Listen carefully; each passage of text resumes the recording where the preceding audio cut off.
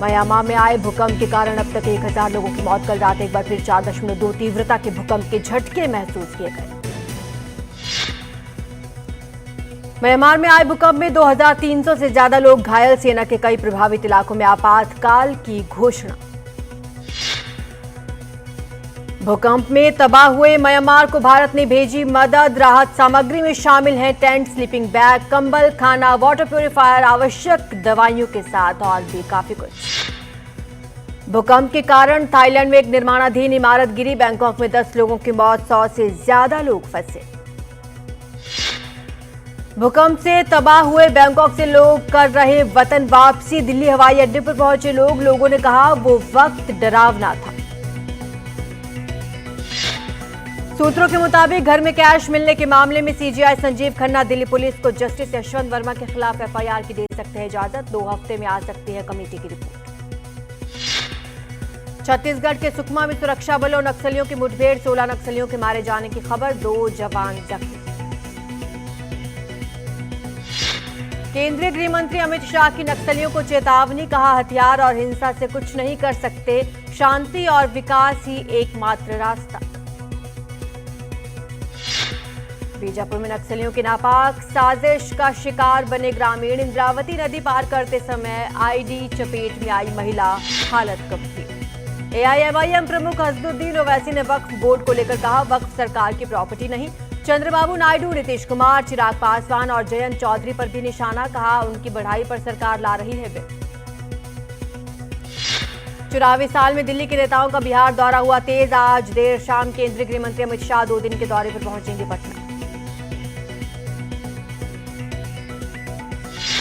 7 अप्रैल को राहुल गांधी भी करेंगे बिहार दौरा। कांग्रेस नेता पटना के एसकेएम हॉल में संविधान सुरक्षा सम्मेलन में होंगे शामिल।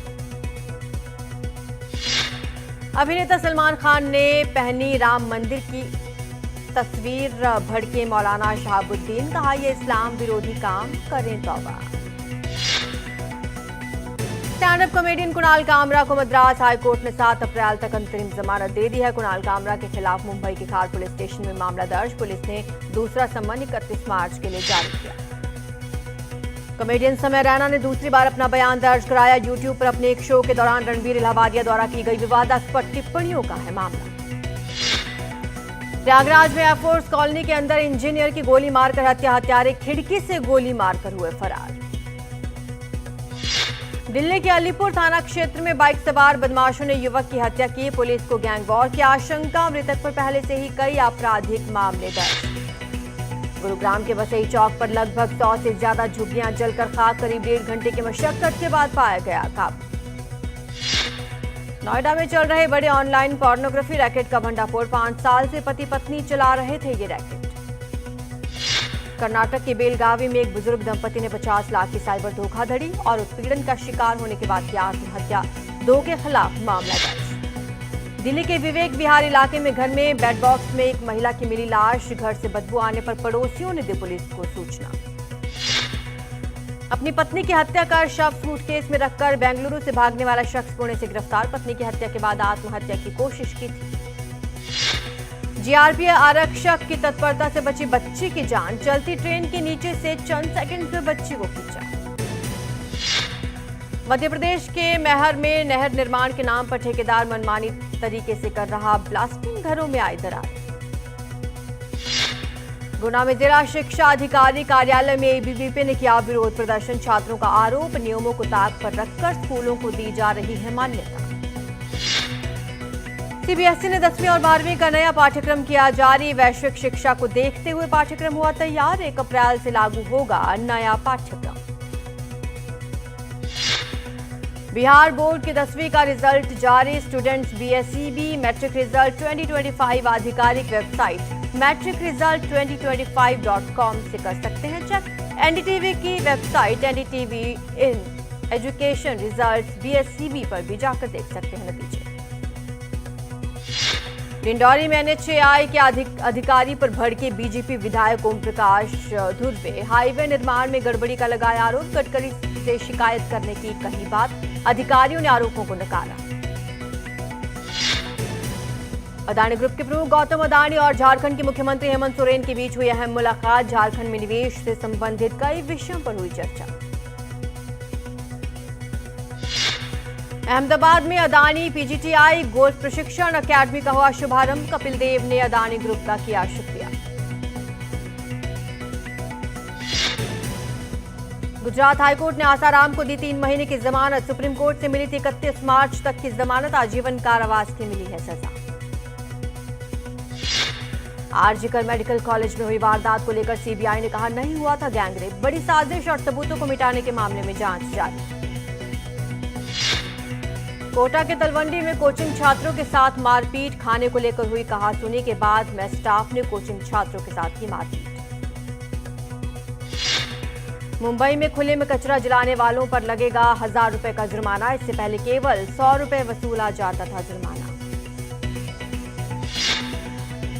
महर में एनडीटीवी की खबर का असर। रिश्वत लेकर लोन देने वाले बैंक मैनेजर का वीडियो वायरल होने के बाद बैंक मैनेजर को किया गया निलंबित।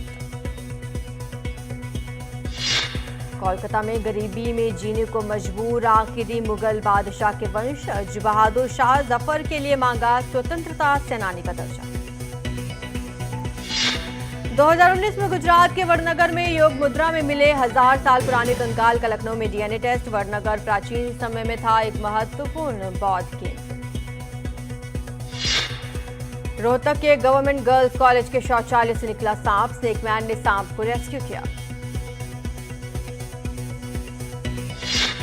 तमिलनाडु के थूथुकुडी में दुर्लभ ऑलिव रिडले प्रजाति के सैकड़ों कछुए समुद्र में छोड़े गए। दिल्ली में ईद से पहले बाजारों में दिखने लगी रौनक। कानपुर की सिद्धार्थ मार्केट में उमड़ी भारी भीड़। मुंबई के मोहम्मद अली रोड पर रौनक। ईद की खरीदारी जोरों पर। चांद दिखने पर इस साल 31 मार्च या 1 अप्रैल को मनाई जाएगी। रमजान की अंतिम नमाज के लिए यरूशलेम स्थित अल अक्सा मस्जिद में इकट्ठा हुए 75,000 लोग। काठमांडू में नेपाल के पूर्व राजा के समर्थक पुलिस से भिड़े। 2 लोगों की मौत। ये लोग नेपाल में फिर से राजशाही के लिए निकाल रहे थे जुलूस। यूक्रेन के खेरसौन में रूस ने की भारी गोलाबारी। यूक्रेन का दावा 2 लोगों की मौत। शहर के कुछ हिस्सों में बिजली भी गुल। इजरायल ने लेबनान की राजधानी बेरूत पर किया हमला। नवंबर में इजरायली सेना और हिजबुल्लाह के बीच संघर्ष विराम खत्म होने के बाद पहली बार किया गया हमला। लेबनान का दावा इजरायली हवाई हमलों में 3 लोगों की मौत, 18 लोग घायल। दक्षिणी लेबनान के कई गांव भी हमले की चपेट में आए। हवाई के किलाउआ ज्वालामुखी से निकल रहे लावा को देखने के लिए बड़ी संख्या में पहुंचे सैलानी।